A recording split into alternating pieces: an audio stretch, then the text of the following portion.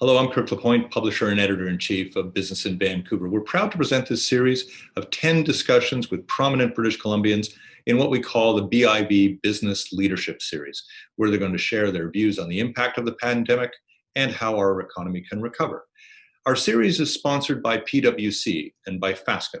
Their messages appear at the start and finish of our conversations, and we're brought to you by UBC Sauder Executive Education. All of its programs are running online now until the end of the year, offering an opportunity to engage with faculty and peers in virtual classrooms. Enjoy the conversations. PwC Canada, our purpose is to build trust in society and solve important problems. What we have today is a very important problem. This pandemic affects us all globally. In BC, as the curve continues to flatten, we're settling into new ways of working and considering what business as usual may look like going forward. We are proud at PwC to sponsor this podcast series from Business in Vancouver to talk about what business leaders should know. Returning to the workplace isn't just about physical places. It's about finding opportunities to thrive in this new era. So let's keep the conversation going. Well, thanks for joining us today on the BIV Business Leadership Series of discussions with prominent British Columbians about the impact of the pandemic on our economy and the steps our leaders believe are ahead for us. I'm Kirk LaPointe, publisher and editor-in-chief at BIV. Carole Taylor is one of our province's most accomplished, most visible business leaders with a resume that would take us much of our session to cite. Former Minister of Finance, longtime executive, now involved in board work and governance issues. But in a lot of ways, I think our institutions, our political leaders and others have turned to her many, many times just for this great insight on how the economy might perform better. And obviously at this time, we're turning to her to get a bit of a sense of how the economy might restore much of itself in the time ahead. So I wanted to make sure she was part of our leadership series. Good to see you. Good to see you, Kirk. Yeah, well, roll back the clock a little bit, 12, 13 weeks, however many weeks actually. And where, how did you come to apprehend what was about to hit us with COVID-19? Do you remember an episode or two or a moment where you went, oh, this is going to take a toll? I guess intellectually, I just could not believe that it would be possible to shut down the global economy. It's just not a concept that had ever occurred to me or I would think possible. And so by mid-March, it was becoming obvious that there were some worry and restrictions happening. But right up until mid-March, I was still doing office meetings. Mind you, by that time, we were doing 3 people around a huge board table, all separate and sort of playing our role. And I think within a day, the hammer came down. But mostly I would say to you, and this is just personal, but the hammer came down on me by my daughter. She's an ER doctor in Los Angeles. And she phoned me before the governments actually had said, and she said, that's it. You're in solitary confinement until further notice. And so immediately all of the businesses I'm involved with and the nonprofits I'm involved with, we all scrambled to see, first of all, how do you survive a lockdown before you can think about the future and what the future looks like? Like, how can you survive the moment? What if you are a business that is highly dependent on people coming through your front door? So you're a restaurant or you're a gallery. The government shuts the door, but all of your overhead is there. All of your expenses are there, and you have no revenue. And so the first few weeks, I would say, was real crisis management for the businesses I've been involved with. And you have to immediately say, okay, well, we've got to start cutting costs wherever we can. And for the most part, one of the biggies is always wages.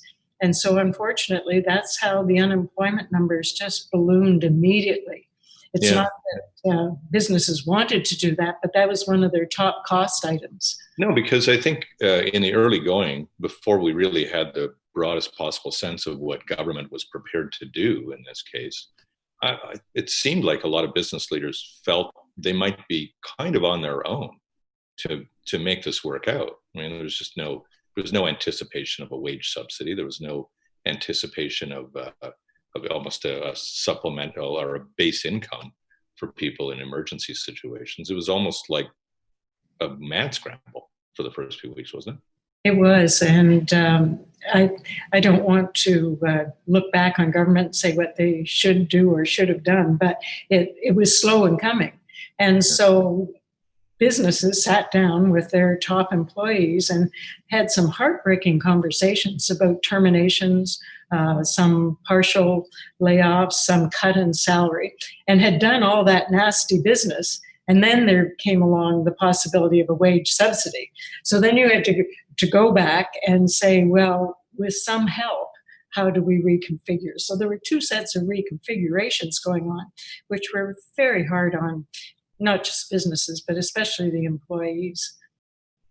With the many organizations with whom you're involved now, can you point to some general approaches that were taken around how they govern themselves, even?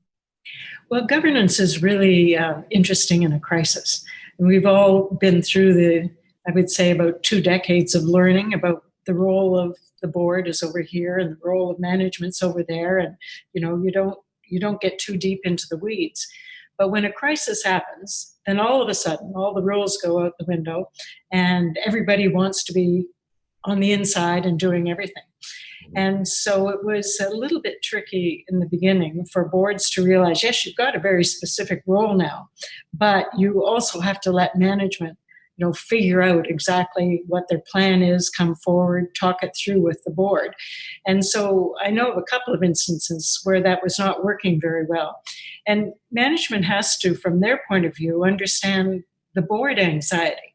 I mean, you're a board of directors, you feel responsible, you don't know what's happening, you don't even know if the business will survive.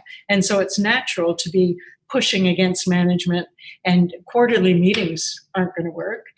And so the ones that seemed to manage it best were management who realized there was anxiety on part of the boards and so had fairly regular updates, not the big foofara of a board meeting, which takes so much time for management, but just keeping informed.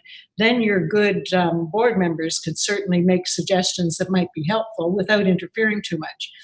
But one of the things, this is the second big crisis that I've really been intimate with, and the first was the 2008 financial. And one of the problems that came out of it, a board responsibility is risk management. And so with the financial crisis in 2008, the regulators came down with the boots on everybody. Where was the board of directors?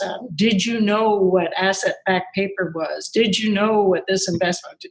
And so the risk management committee all of a sudden had these check boxes, so yes, board heard this, yes, board did.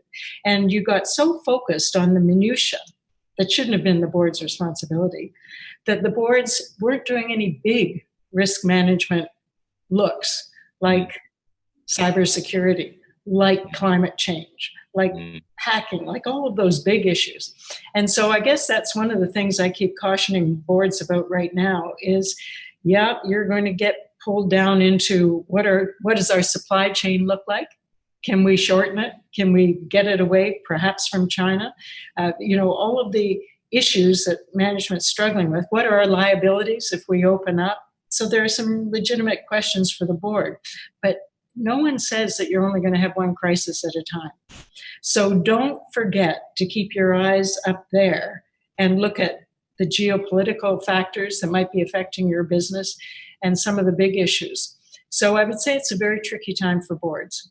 Yeah, well, but it sounds, what you're saying though is that maybe our definition of what a board does has already changed, and is maybe going to be a permanent change.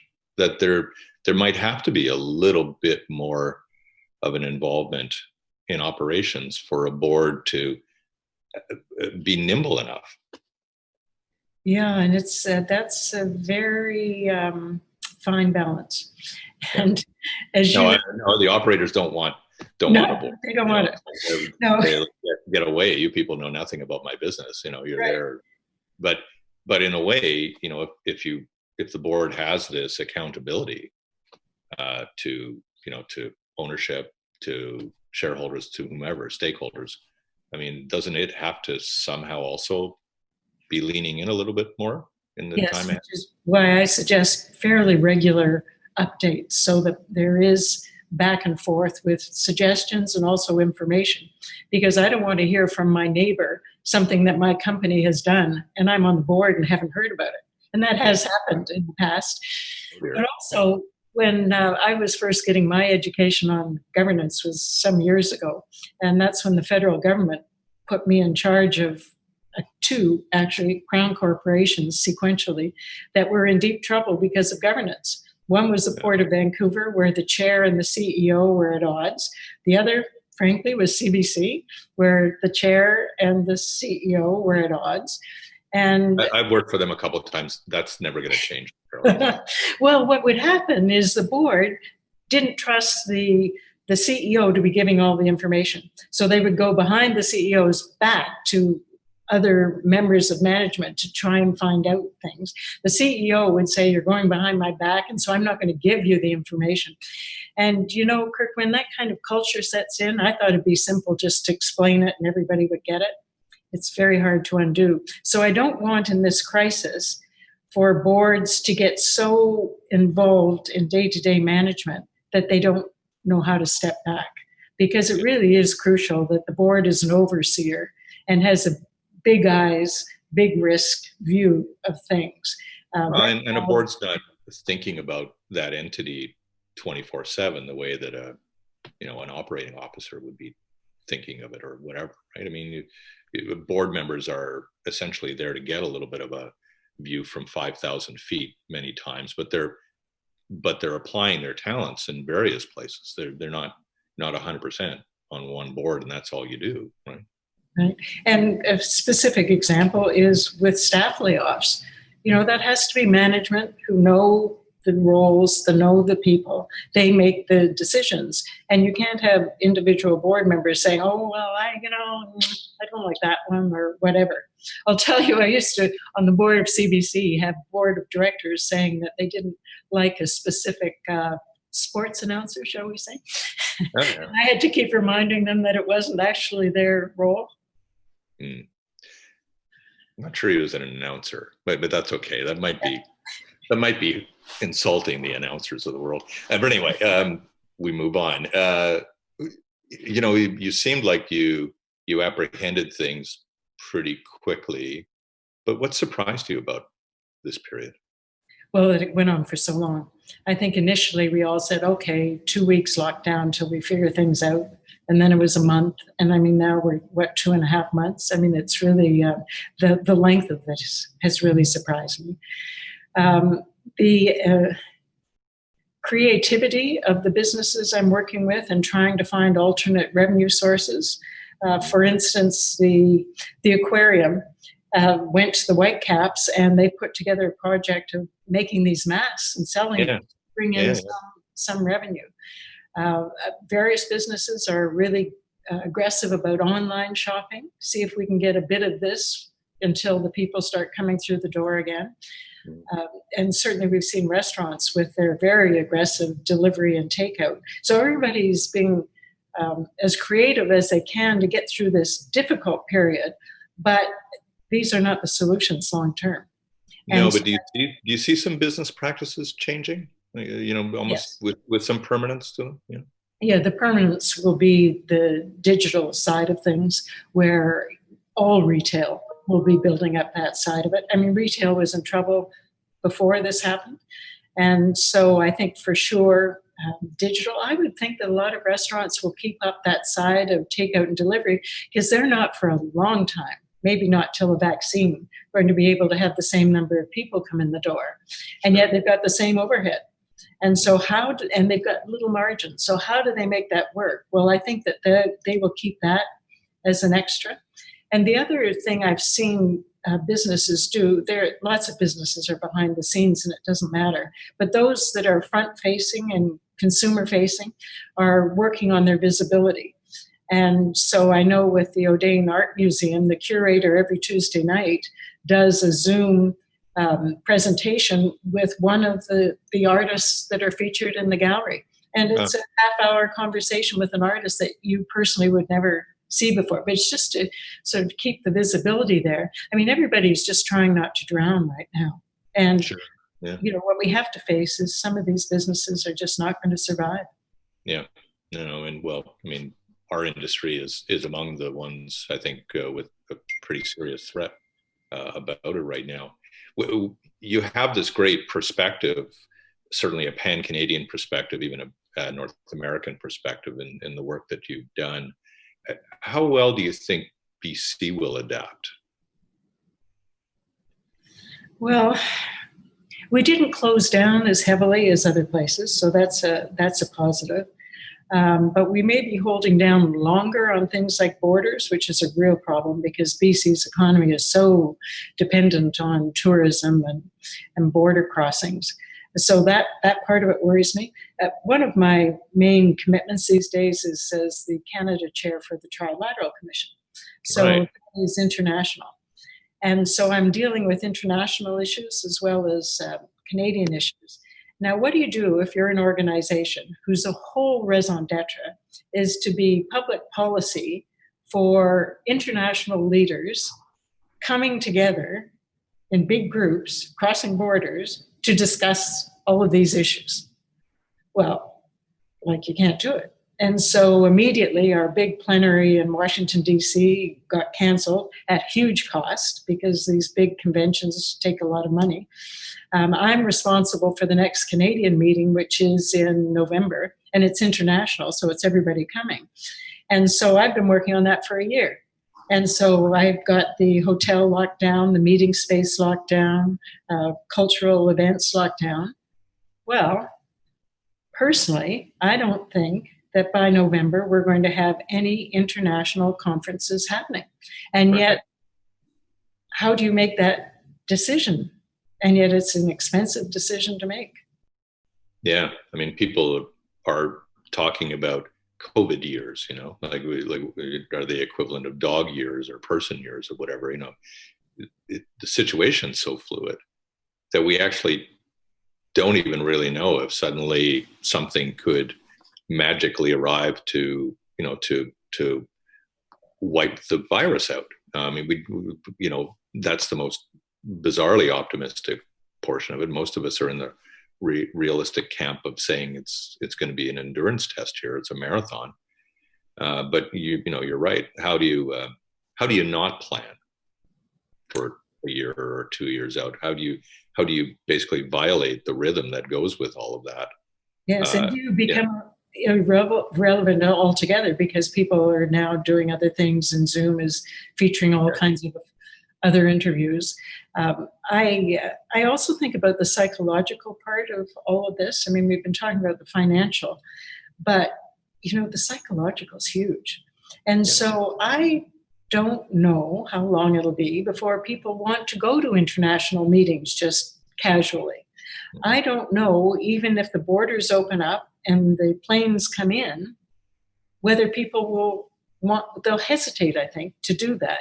And then the idea of being in a large crowded gathering, I think that's just going to be a long, long time if we ever go back to those models.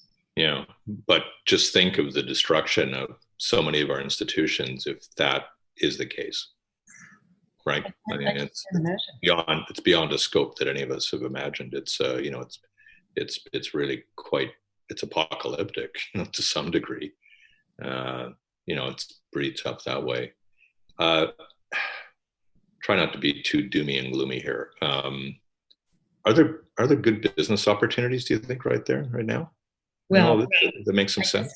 I guess if we'd all been clever, we would have been heavily into Amazon. And as the fellow who works in my apartment says, actually, what we all should have done was buy a cardboard box manufacturer because the boxes are piled up every day as everybody's doing online shopping. Yeah. The high tech, a lot of the high tech has survived quite well, but they're changing. A good friend of mine is the founder of OpenText, big Canadian success story. And he is international, and he is closing 50% of his offices around the world. And it's not that he's cutting staff with that. He just sees that this other model of more people working from home has been quite successful. And so he is forever changing his model. The ones that worry me the most, I think, in the short term are any of the service and tourism groups. Yeah. And the nonprofits, which, we're all out begging right now.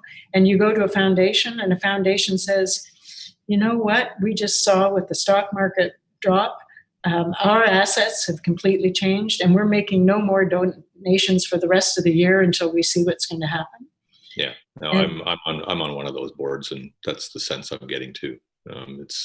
Nobody really wants, nobody's even renewing subscriptions and memberships and things like that, because they look at perhaps the service changes. So what am I subscribing to when I buy tickets or buy whatever? So yeah, totally bad that way. Do you have any kind of a guess on what mile in the marathon we're in here? Well, as you know, my kids live in the States. And so I am so anxious to be able to visit my kids. I mean, that's just a personal thing. Sure. And so I watch these border closings really closely. And I don't know if I'm even going to be able to do it in July, the way the BC government is talking about it. Right. So it's certainly going to be the summer. But I'm trying to do my best. And so I went to a restaurant this week. Yeah. I've been out there too. That's good.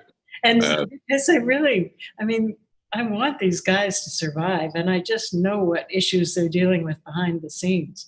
Yeah. And so I'm not much of a shopper, but I intend to, think about ways of supporting, the little shops around, because the chains will probably be, most of the chains will be okay.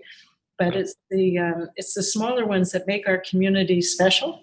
It's like the smaller restaurants are the ones that are in danger, not a big chain. No, they're the identity of a neighborhood, there's no doubt. And the cultural groups, like how do we keep the cultural groups surviving when they barely survive in good times? Mm-hmm. Yeah. And that's a big issue if we want the city to go back to being the Vancouver we love. Yeah, exactly. A couple last things. I'm asking everybody on this one. What are you doing to take care of yourself? Like, are you suddenly like, running 20 kilometers in the morning, or Bob Rennie claims that he's walking 20 to 30K a day. He is 4 hours a day. So I think that's a really important question. And I think we're all contacting our friends more often than we usually do, just to make sure, are you okay? And what are you doing? And can I be support? So I'm in the worst possible situation. I'm in solitary confinement. Most people have a family, and so their bubble at least has somebody that they talk to. And I've been really rigid about it up until the past week or so. And so I've seen nobody. And therefore, you have to think about how you're coping. Well, having so much work has been good because that's a distraction. I'm really sick of the Zoom meetings with 25 people trying to talk over one another. But the work has been good. But I'm very conscious about it. So I do cardio every morning, and I make sure I do a walk later in the day, and I do some yoga at night. And so those physical things are part of it. And of course, I make sure that I cook every meal properly, and I'm doing it from a healthy point of view, because it'd be very easy to slip into junk. And so I'm very consciously working on that part of it. But mentally, having all the work is the most important. I've got a couple of friends who are retired, and so they are going crazy. Okay, and last question, Carole, and also asking others about this. So, in this whole pandemic, what do you feel you've learned about yourself?